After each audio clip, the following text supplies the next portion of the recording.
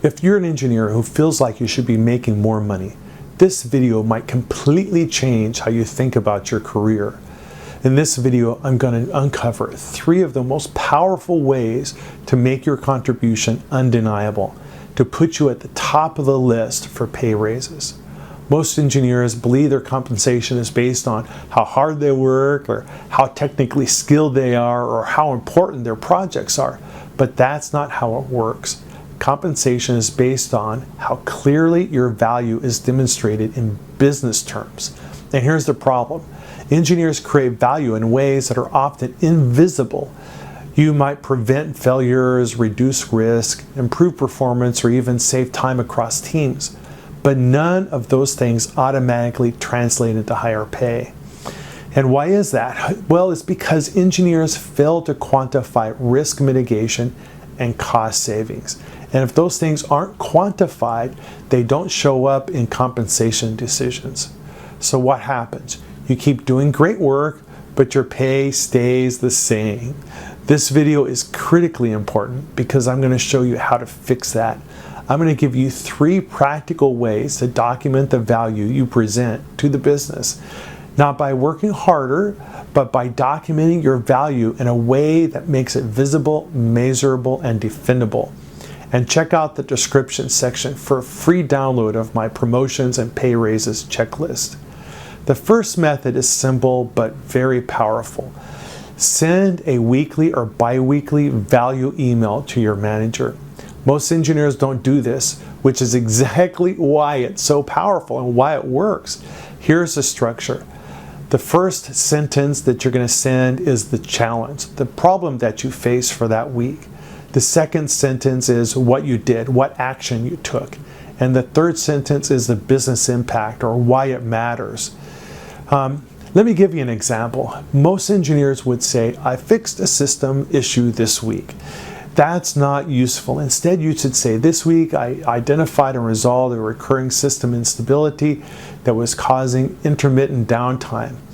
This fix is expected to reduce service interruptions and reduce revenue loss. Now you've done 3 things. You've identified the problem, you showed ownership, in other words, you took action, and you connected it to business impact.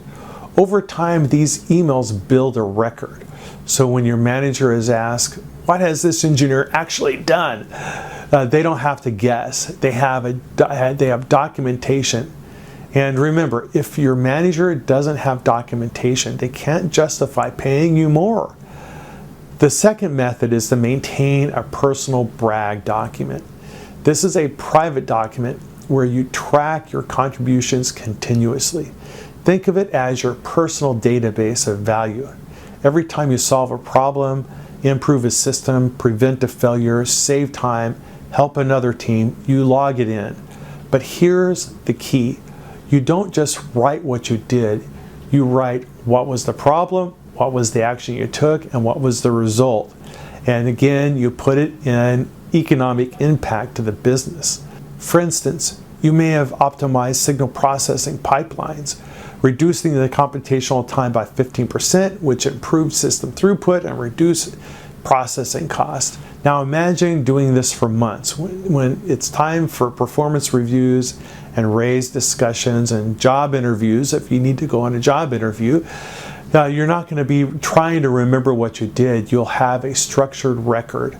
And this eliminates one of the biggest problems engineers face. They forget their own work. I mean, I'm guilty of the same thing.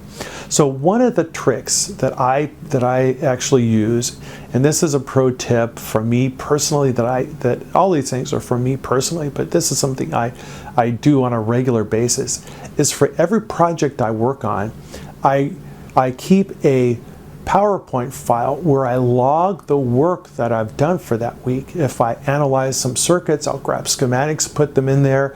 If I did some electromagnetic simulations, I'll grab those models, I'll grab the results. If I did some calculations, I'll put those equations in there. I'll scan documents. If I took test data, I'll include the test data results in there. And I do that every single week. And I rarely go back and edit anything I did the previous week unless it's absolutely necessary.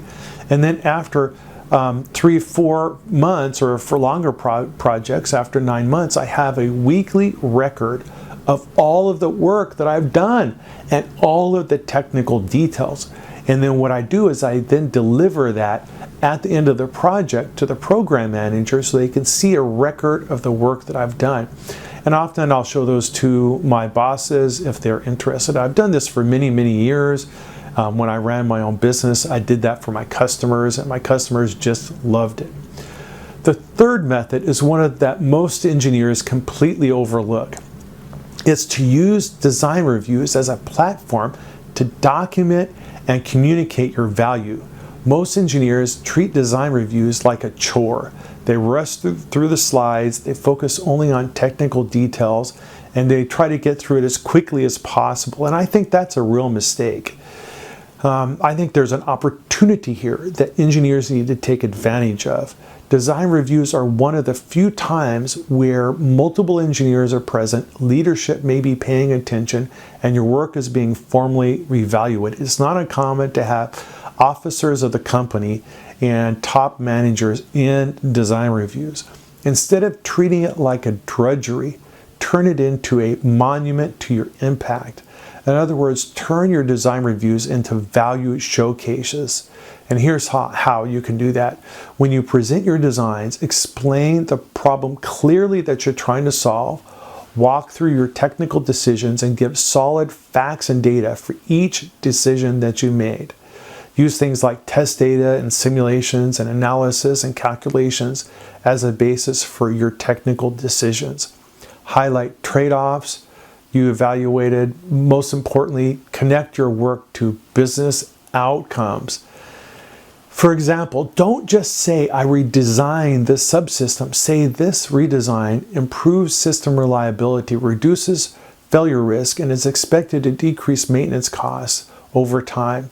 Now you're doing something very different. You're not just showing technical competence, which of course is critically important, but you're also changing how people perceive you. Over time, this builds your reputation as someone who understands impact, who thinks beyond the technical layer, and someone who's worth investing in.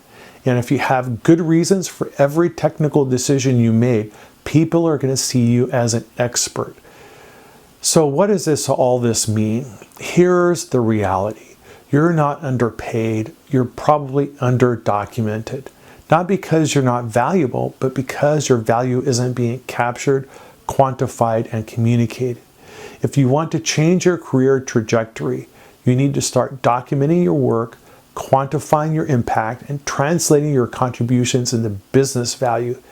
Because in the end, undocumented value doesn't get paid. Learn to quantify your value. Follow me to receive more information about taking control of your engineering career so you can get paid what you know you deserve and to get those promotions you also desire.